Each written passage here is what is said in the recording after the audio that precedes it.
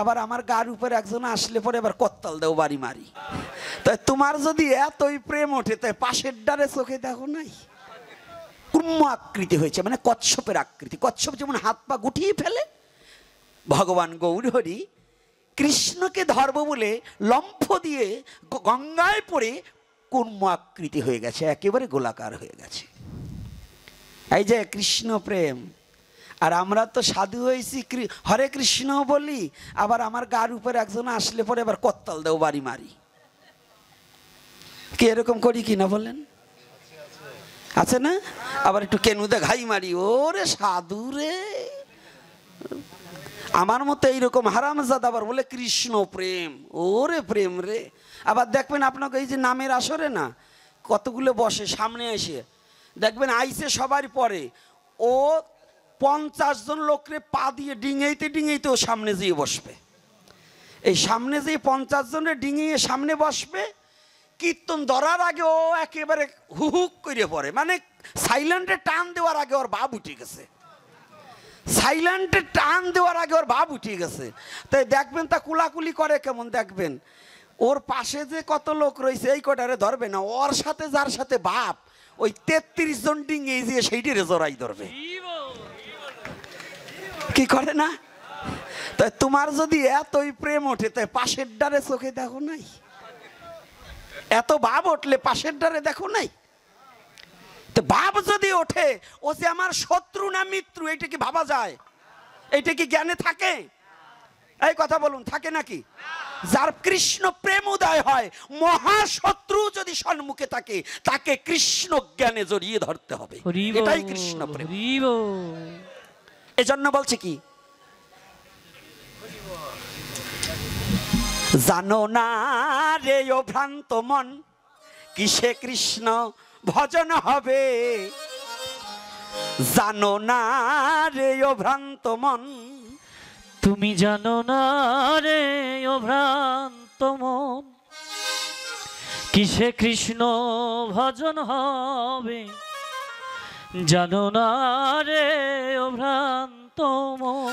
ওরে যার সাথে নাই আদান প্রদান, যার সাথে নাই, তোমার যার সাথে নাই আদান প্রদান, তার পূজায় কি মন বসিবে।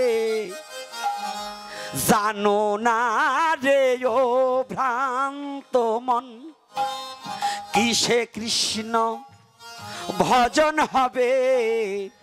জানো না রে ও ভ্রান্ত মন, কিসে কৃষ্ণ ভজন হবে।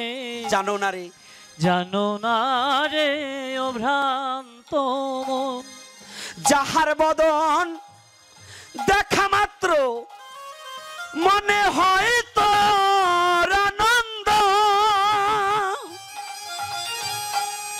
তাহাকে জড়িয়ে ধরে বলো এই তো আমার গোবিন্দ, এই তো আমার গোবিন্দ।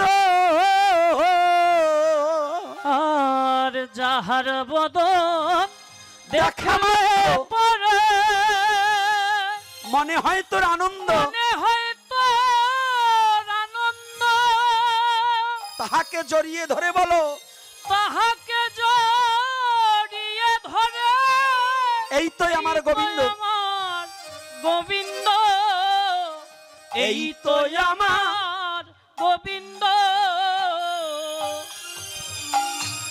যাহার বদন দেখা মাত্র মনে হয় তোর আনন্দ, তাহাকে জড়িয়ে ধরে বলো এই তো আমার গোবিন্দ, এই তো আমার গোবিন্দ।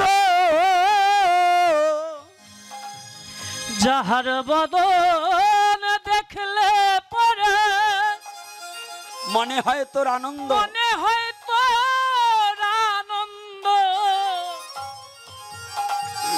তাহাকে জড়িয়ে ধরে এই তো আমার গোবিন্দ, এই তো আমার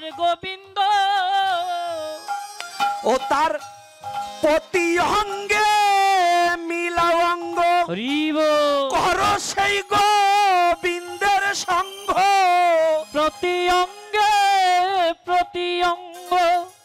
কর সেই ভক্তের সঙ্গ প্রতি অঙ্গে দিয় অঙ্গ কর সেই গোবিন্দের সঙ্গ প্রতি অঙ্গে দিয়ে অঙ্গ কর সেই ভক্ত সঙ্গ উথালিবে প্রেম তরঙ্গ উথালিবে প্রেম তরঙ্গ তাপিত প্রাণ শীতল হবে জানো না রে ও ভ্রান্ত মন কিসে কৃষ্ণ ভজন হবে জানো না রে ও ভ্রান্ত মন যার সাথে নাই আদান প্রদান যার সাথে নাই যার সাথে নাই আদান প্রদান তার পূজায় কি মনে বসিবে জানো না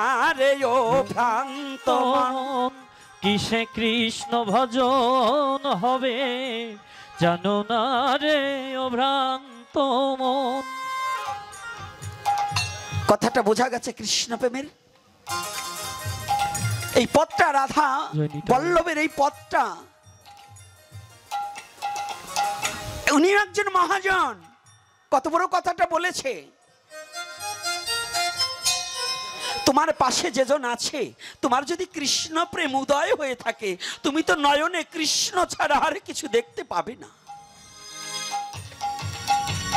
তাহলে তোমার শত্রু নেই মিত্র নেই সাধু এই যে সাধুর স্বভাব কৃষ্ণ প্রেমের ভাব